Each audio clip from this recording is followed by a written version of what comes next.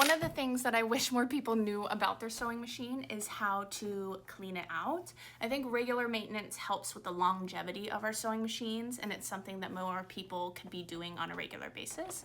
For reference, I was taught by a sewing machine repair person how to clean it out, so I want to go ahead and show you how to do that. I still think it's important to go see a service person, you know, yearly, depending on how much you're using it, just because there's tons of things that they know that I don't, and it's good to make sure that everything is running properly so you can have your machine for a long time. I do a lot of private lessons showing people how to use their machine, and this is one of the things that I try to hit on every single time I do a private lesson.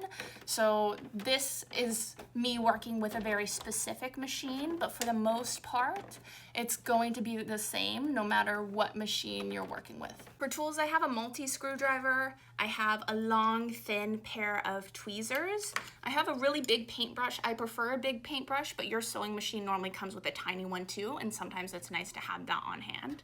There's a special tool that my sewing machine uses to undo some of the screws, so I also have that tool. And canned air, which you should use sparingly just because you are spraying a little bit of liquid into your sewing machine. So you normally start with the paintbrush to dust it out and then go through just to be sure with this. Give me a second and I'm gonna show you how to pull it apart. So when I'm pulling this apart, I'm pulling out this tray and I have to remove these two screws and this plate right here. And on my machine as well, I have to remove this plastic bit right here, which also has a screw right here. So I'm gonna go ahead and do that. It's pretty important that these screws be undone and redone tightly just to make sure they don't jostle around when you begin to sew. And I just wanna express that I have a multi-tool because you wanna make sure you're using the right head for the screw that you have. Otherwise, you're gonna strip your screw, and we don't wanna strip our screw. That's a bigger pain than I wanna explore. After I've pulled all these pieces off, you're gonna be left with this bobbin casing right here. Sometimes this looks a little different on your sewing machine, so I would definitely consult your manual or find more information online if your situation looks different than my situation. And the other thing I will note is please make sure that you double check which way this goes in. Because you want to make sure it goes back in that exact way before you close up your sewing machine, because if you put this in the wrong way, it can cause a whole bunch of issues. And you don't want to have to buy a new one of these because they can be like 30 bucks. I am going to note that my sewing machine has a cutter blade on it, and I do go through and clean that out separately, but I'm going to ignore that part right now just because if you're inexperienced, you don't want to mess any of the mechanisms up. So this is just a basic cleaning. I go through with my paintbrush and maybe a finer paintbrush as well and just go through and dust this out. This machine isn't particularly dirty because we tend to clean them out about once a week around here just to make sure they're all good. But I am just getting into all these crevices with the paintbrush. And then I'll go through with the flashlight to double check that I've gotten the big chunks before I go through and blow it out with my canned air. I'm all cleaned out, so I'm gonna go through and spray this with the canned air, and I'm gonna be so quick about it. Then I'm going through and putting everything back together the way that I found it. Specifically, this guy, throwing him around, my bobbin casing. I'm gonna put this in here exactly how I found it, as it should sit. And then sometimes I turn the wheel to make sure that it's not popping up, because if it's in there, I'm gonna go ahead and do it for example. Well, I put it in there so perfectly I can't. Okay, there you go.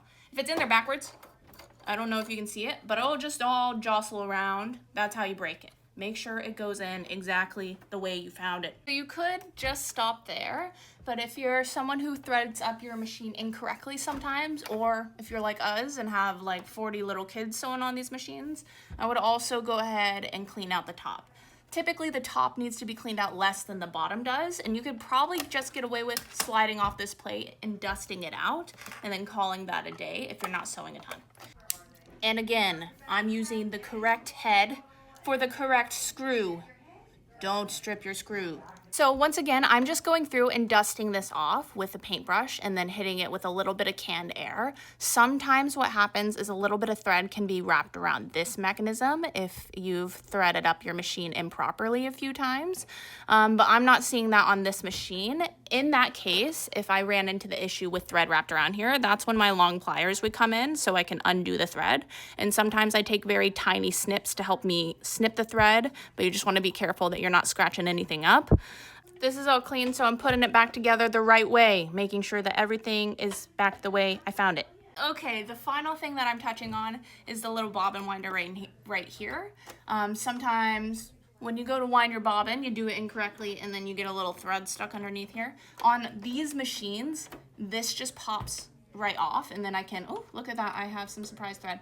I can remove the thread straight off, but I would double check to make sure that your machine can do this before trying to rip it off so you don't break anything. But that's it. Those are all the steps I go through when I'm cleaning out these machines, and I think you could totally do it. But if you're unsure, I would definitely go to visit someone who is trained in this sort of thing to get actually professionally taught. Sometimes they will teach you, and I find that sewing machine repair can kind of be a lost art because there's so few of them out there. So sometimes they're really willing, if you're willing to pay them, to sit down and show you how to do it so that more people have that knowledge. I specifically am kind of sewing machine obsessed. I do repair machines in my free time for myself personally. So if you're located in Vancouver and want to learn how to do this and want to bring in your machine, we do private lessons here. And you can come visit me and I can look at your machine and tell you what's going on with it. Please, I love helping people with their sewing machines. It's my